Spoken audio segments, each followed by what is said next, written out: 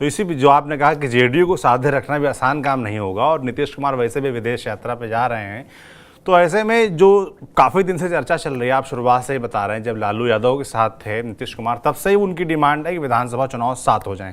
और हाल फिलहाल हमने सोशल मीडिया पे काफ़ी चर्चा भी देखी कि चुनाव साथ हो सकते हैं। तो इस पर कुछ क्या अंतिम फाइनल हुआ, कुछ डील फाइनल हुई इनके जाने से पहले कि चुनाव साथ में होने हैं या नहीं होने? देखिए, ये बात सच है कि जेडीयू के अंदर ही इस बात को लेकर के बहुत कशमकश है, बहुत कंफ्यूजन है। मैं आपको बता दूं, कल मैं नाम नहीं लेना चाहूंगा, लेकिन कल मेरी बात एक मंत्री से हो, कभी कभी नाम ले लिया करिए। नहीं, मंत्री से हो रही थी। देखिए, नाम लेना तो कुछ इशारों में बता दिया करिए बात कि लोग गेस कर लें। मैंने उनसे पूछा कि सर क्या चल रहा है, तो उनका जवाब था कि अरे क्या चलेगा पंकज जी, हम लोग हर चीज के लिए तैयार हैं। हमने पूछा क्या मतलब, हर चीज के लिए, लोकसभा चुनाव के लिए तैयार हैं? तो अरे लोकसभा चुनाव तो समय पर होना ही होना है, कौन जानता है विधानसभा चुनाव कब हो जाए। अब आप ये बताइए कि ये जेडीयू के मंत्री कह रहे हैं जी। अब आप ये समझिए कि अगर इस तरह की बात होती हो तो निश्चित तौर पर यह बात तो है। और अगर मैं आरजेडी कैंप की बात करूं तो आरजेडी ये मान चुकी है कि जो वर्तमान मौजूदा स्थिति है, अभी चिराग पासवान तो आरजेडी कैंप में गए नहीं है। ये जो आप आरजेडी के नेता तेजस्वी यादव का जन विश्वास यात्रा देख रहे हैं, वो जन विश्वास यात्रा लोकसभा चुनाव के लिए कम और विधानसभा चुनाव के लिए ज्यादा है। आरजेडी कैंप लोकसभा चुनाव में अपनी हार मान चुका है। वो ये समझ रहा है कि अगर हम 8 से 10 सीट भी ले आते हैं तो हमारी बहुत बड़ी जीत हो, ये जान लीजिए। पर वो तेजस्वी यादव को ये लग रहा है कि मुख्यमंत्री के तौर पे अब बिहार की जनता उनको देखना चाहती है। तो आरजेडी तैयारी अब विधानसभा चुनाव का कर रही है, क्योंकि आरजेडी कैंप में ये बात बहुत अंदर तक घर कर चुकी है कि विधानसभा चुनाव कभी भी हो सकता है जी। अब ऐसे में सवाल उठता है कि जो कहा जा रहा है कि नीतीश कुमार विधानसभा चुनाव जल्द से जल्द कराने पे अड़े हुए हैं, क्या वो अड़े रहेंगे? क्या वो बीजेपी की बात नहीं मानेंगे?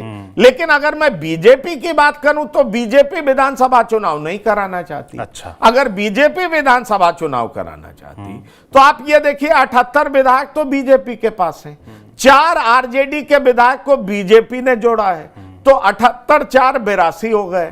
2 कांग्रेस के विधायक को जोड़ लिया और एक नीतू सिंह आवाज दे रही हैं, तो 85 विधायक तो बीजेपी के पाले में आ चुके हैं जी। और मेरी खबर पुख्ता है, मैं पुख्ता कह रहा हूं कि 10 और कांग्रेस के विधायक टूटने के लिए बैठे हुए हैं, तैयार हैं एकदम। बस उनको बुलावा आए, वो सारा गठरी पोटरी बांध के बैठे हुए कि बुलावा आए और हम कमल का सिंबल एक्सेप्ट करें। अब ऐसे में सवाल उठता है कि आप उधर 85 देखिए और 10 95 देखिए, तो 100 के आसपास तो बीजेपी पहुंच जा रही जी। ऐसे में सवाल उठता है कि 100 के आसपास और बीजेपी इतनी मशक्कत क्यों कर रही है? अगर इतने विधायकों को अपने साथ जोड़ेगी तो उनको टिकट देने का भी तो वादा करेगी, तभी तो वो अपने साथ जोड़ेगी। और अगर भंग ही करना होगा तो फिर ये जोड़ने का पर्पस क्या है? बिल्कुल। इसलिए बीजेपी तैयार नहीं है। बीजेपी इस बात को लेकर के तैयार नहीं है, ये वहां की लोकल इकाई कह रही है। पर बड़ा सवाल ये उठता है कि बिहार के मसले पे लोकल इकाई चाहती कुछ और है और केंद्रीय नेतृत्व कुछ और फैसला कर देता है। लोकल इकाई को तो मानना पड़ता है। ये सर्वविदित है कि नीतीश कुमार को लेकर के लोकल इकाई तैयार नहीं था। मैं ये जानता हूं कि दोनों उप मुख्यमंत्री का स्टेटमेंट था कि नीतीश कुमार को अपने साथ जोड़ने से बीजेपी को क्या फायदा होगा, ये मैं जानता हूं। लेकिन जब उनको बताया गया कि नहीं फायदा होगा, इंटरनल सर्वेस का हवाला दिया गया और कहा गया कि आप तैयारी करिए उनके साथ सरकार बनानी। और फिर जब केंद्रीय नेतृत्व का फरमान आया, और आप जानते हैं कि जो पार्टी इतनी मजबूत हो, जिसका केंद्रीय नेतृत्व इतना मजबूत हो, उसके फरमान को टालने की हिमाकत लोकल इकाई कहां से कर सकती? बिल्कुल। इसलिए फिर से हो गया नीतीशमय हो गया, नीतीश फिर से वेलकम हो गए, उनके लिए पलक पावड़े बिछाए जाने लगे और फिर नीतीश कुमार का जिस तरीके से स्वागत हुआ वो आपके सामने। और आपने देखा कि औरंगाबाद की रैली में जब माला प्रधानमंत्री को पहनाया जा रहा था, नीतीश कुमार बाएं हट रहे थे तो प्रधानमंत्री जबरदस्ती उनका मतलब एक प्यार से उनको अपनी तरफ खींचे और जो सम्मान दिखा सकते थे उनके लिए वो दिखाने की कोशिश। नीतीश कुमार ने भी कह दिया कि आप साथ ही रहेंगे। और नीतीश कुमार ने भी कह दिया कि अरे बीच में तो हम गायब हो गए थे, लेकिन हम शुरू से आप ही के साथ रहे और अब आप ही के साथ रहे। तो दोनों का जो इतने सालों जनता को विश्वास करना, इतने सालों का जो प्यार है वो इस तरीके से उस दिन स्टेज पर उमड़ता हुआ दिख रहा था। तो आप समझ लीजिए कि दोनों की जरूरत एक दूसरे के लिए क्या है, ज्यादा जरूरत कहा जाए। मैं वही कह रहा हूं। तो इसलिए सवाल यह उठता कि बीजेपी मान करके चल रही है कि नीतीश कुमार के पास आज भी 10% वोट तो है। जी, आपने तेजस्वी यादव का नाम लिया, आपने कहा कि वो विधानसभा चुनाव की तैयारी कर रहे हैं। लोकसभा से उनको ज्यादा ना उम्मीद है ना ही उसके प्रयास है। उनका प्रयास जो है मुख्यतः वो ये है कि विधानसभा चुनाव में कैसे बीजेपी या एनडीए को टक्कर दी जाए, जो नीतीश कुमार और बीजेपी गठबंधन बना इसको टक्कर दी जाए, और किस तरीके से इसी के जरिए इसी तैयारी में लोकसभा में जो सीटें आ सकती हैं, जो फायदा मिल सकता है वो हो जाए। तो विधानसभा पर केंद्रित तो होना, इसके पीछे क्या कारण मानते हैं? और अगर चिराग साथ आ जाते तो क्या फिर लोकसभा की तरफ दिमाग ज्यादा लगेगा? देखिए, मैं आपको एक बात बताना चाहूंगा सौरभ, चूंकि आप याद करिए और कई बार मैं अपने वीडियोस में बोल भी चुका हूं कि दही चूड़ा का भोज हुआ था। 7 मिनट के लिए नीतीश कुमार लालू प्रसाद के घर पे गए थे।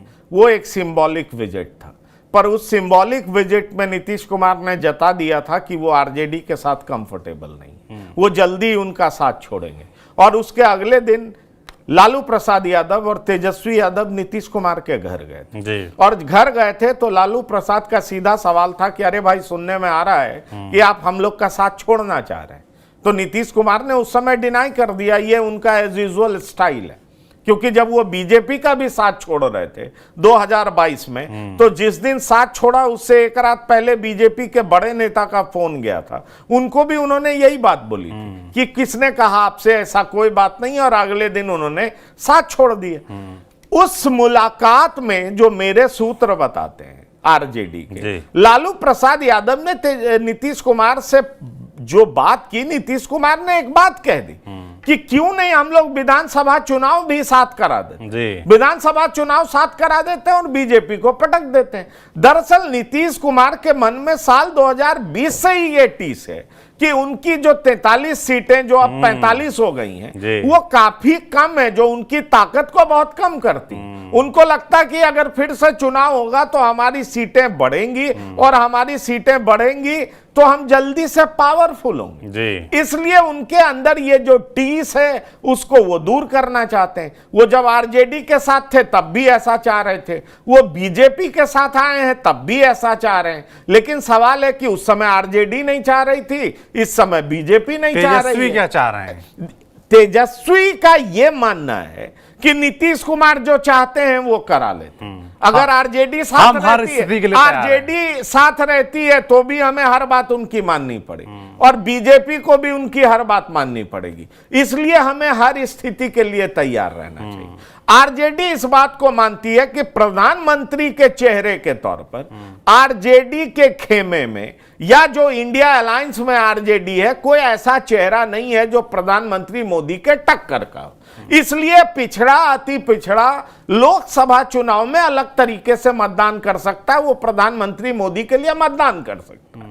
लेकिन जब विधानसभा चुनाव की बात आएगी, जब मुख्यमंत्री के चुनाव की बात होगी, तो यही सारे वोटर्स हमारे पक्ष में वोट करेंगे। इसलिए आप देखेंगे कि तेजस्वी यादव ने एक रणनीति के तहत, एक स्ट्रैटेजी के तहत, जितने उग्र होकर के पहले वो हमले किया करते थे नीतीश कुमार पर, जब नीतीश कुमार ने 2017 में तेजस्वी यादव का साथ छोड़ा था, इस बार आप देखिए वो तेजस्वी यादव पर, वो नीतीश कुमार पर हमले नहीं कर रहे थे तेजस्वी यादव। इसकी वजह यह है कि तेजस्वी यादव नहीं चाहते कि नीतीश कुमार का जो वोट है, जो उनके साथ आज भी जुड़ा हुआ है, वो विधानसभा चुनाव में मुझे ही वोट करे, मुख्यमंत्री के तौर पर मेरा ही चुनाव करे। और एक तरीके से अब आरजेडी खुश है जन विश्वास यात्रा को देख करके। जिस बड़ी रैली तरीके भी से की। जन सैलाब उमड़ा जी। है, आरजेडी को लग रहा है कि आरजेडी के पक्ष में सिंपैथी है, तेजस्वी यादव के पक्ष में सिंपैथी है, तेजस्वी यादव नौकरी के पर्याय बन गए। ये आरजेडी के अंदर जो बात चल रही है सो मैं बता रहा जी। हूं। तेजस्वी यादव अगर सरकार में आएंगे तो नौकरी बटेगा, लोगों को नौकरियां मिलेंगी, इसलिए लोग तेजस्वी यादव को पसंद कर रहे हैं और इसीलिए सड़कों पर देर रात तक लाखों लाख का हुजूम देखा गया। ऐसा आरजेडी कैंप का मानना। और दूसरा आरजेडी कैंप यह मानती है कि नीतीश कुमार के साथ थे तो उनका एंटी इनकम्बेंसी बैगेज हमें साथ लेना चलना पड़ रहा था, लेकिन अब वैसी स्थिति नहीं है। अब हम कंफर्टेबल स्थिति में हैं, लोगों की सिंपैथी हमारे साथ है, इसका पूरा फायदा हमें विधानसभा चुनाव में मिले।